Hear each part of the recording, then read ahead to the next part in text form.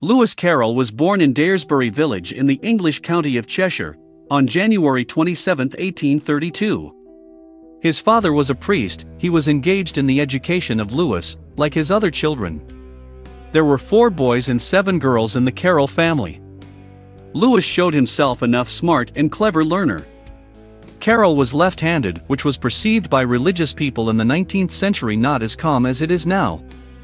The boy was forbidden to write with his left hand and forced to use his right one, which caused psychological trauma and led to a slight stutter. Some researchers claim that Lewis Carroll had autism, but there is no exact information about it. Lewis began to study at a private grammar school, which was located near Richmond at the age of 12. He liked the teachers and classmates, as well as the atmosphere in a small educational institution. However, in 1845, the boy was transferred to the fashionable private rugby school, where great importance was attached to the physical training of boys and instilling in them Christian values. Young Carroll liked this school much less, but he studied at school well for 4 years and even demonstrated his excellent ability to theology and mathematics. In 1850, the young man entered Christ Church, Oxford. In general, he did not study very well, but still showed his outstanding mathematical ability. Lewis received a bachelor's degree, and then began to read own lectures in mathematics in Christ Church a few years later. He did it for more than 2.5 decades. His work as a lecturer brought Carroll a good income, although he found it very boring. Since educational institutions were closely linked with religious organizations in those days, Lewis was obliged to take holy orders when he became a lecturer. He agreed to accept the rank of deacon, abandoning the authority of the priest in order not to work in the parish. Carroll began to write short stories and poems in the college, and then he came up with this pseudonym. In fact, the real name of the writer is Charles Lutwidge Dodgson. The creation of Alice. In 1856, the dean of Christ Church was replaced. The philologist and lexicographer Henry Liddell came to Oxford to work in this position. He came together with his wife and 5 children. Lewis Carroll soon became friends with the Liddell family and became their faithful friend for many years. One of the daughters of a married couple, Alice, who was 4 years old in 1856, became the prototype of well-known Alice of the most famous works of Carroll.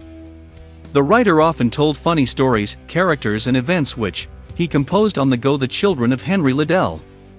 In 1862, young Alice Liddell asked Lewis to write an interesting story for her and her sisters Lorena and Edith once again during a boat trip. Carroll did it with pleasure and told the girls an exciting tale about the adventures of a little girl who got through the hole of a white rabbit in the underground country.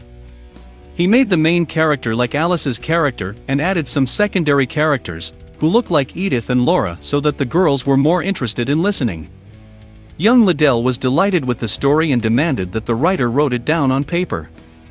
Carroll did it only after a few reminders and solemnly handed Alice a manuscript entitled Alice's Adventures Underground.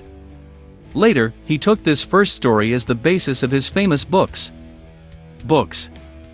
Lewis Carroll wrote his cult works Alice's Adventures in Wonderland and Alice Through the Looking Glass in 1865 and 1871. His manner of writing was unlike any of the writer's styles that existed at that time. He was a very creative man with a fertile imagination, and he was a distinguished mathematician with an excellent understanding of logic, so he created a unique genre of paradoxical literature. The characters and the situations are not intended to impress the reader with absurdity. They all follow a certain logic, and this logic itself is brought to the point of absurdity. Lewis Carroll touches on many philosophical questions in a unique, sometimes even anecdotal form. He talks about life, the world and our place in it. As a result, the book turned out to be not only entertaining reading for children, but also wise tales for adults. The unique style of Carroll appears in his other works, although they were not as popular as the stories about Alice, The Hunting of the Snark, What the Tortoise Said to Achilles, A Logical Paradox. Some people argue that Lewis Carroll and his world would not be so unusual if the writer hadn't consumed opium on a regular basis. He suffered from severe migraines and stuttered quite noticeably. However, opium tincture was a popular cure for many diseases at that time. It was used even with slight headaches. Contemporaries told us that the writer was a man with quirks. He led an active social life, but he suffered from the need to meet certain social expectations and wanted to return to childhood desperately, where everything was more comfortable, and it was possible to remain himself in any situation at the same time. He even had insomnia, and he spent all his free time on numerous studies. He believed in going beyond the known reality and tried to comprehend something more. Mathematics. Charles Dodgson was indeed a gifted mathematician. Perhaps that is why the riddles of his texts are so complex and diverse. He was often engaged in mathematical works when he did not write his Master Piece books. Of course, he was not so popular as Évariste Galois, Nikolai Lobachevsky, or Bolyai Janosch. However, he made discoveries in the field of mathematical logic, as noted by modern researchers. Lewis Carroll developed his graphic technique to find solutions to logical problems, which was much more convenient than the diagrams which were used in those days.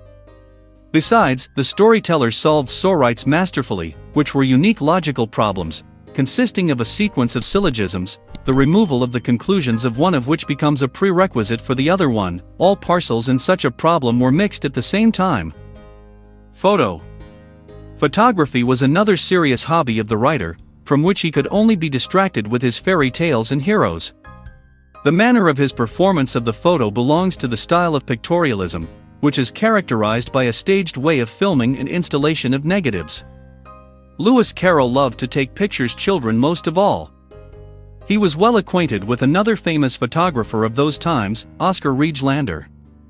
Oscar made one of the best portraits of the writer, who later became a classic of photography in the mid-1860s. Personal life.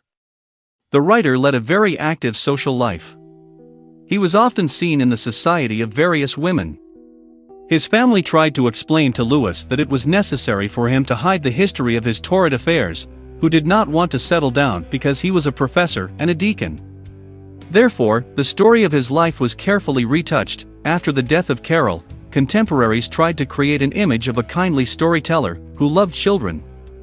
Subsequently, their desire played with the biography of Lewis a cruel joke. Carroll loved children. He often communicated with little girls, the daughters of his friends and colleagues. Unfortunately, Carroll didn't find the woman he could marry, and who would give him children. Therefore, in the 20th century, it was very fashionable to read the biographies of famous people and look for something strange in their behavior. The storyteller began to be accused of such a crime as pedophilia. Some people, especially supporters of this idea, even tried to prove that Lewis Carroll and Jack the Ripper are the same person. There was no evidence of such theories. Moreover, all the letters and stories of his contemporaries, in which the writer exhibited a lover of little girls, were subsequently exposed. So, Ruth Gemmell said that the writer invited to visit a shy child who was 12 years old, whereas the girl was at least 18 years old in reality at that time. There is the same situation with other alleged underage girlfriends of Carroll, who were adults. Death. The writer died on January 14, 1898. The cause of his death was pneumonia. His grave is located in Guildford, in the cemetery of the Mount Cemetery.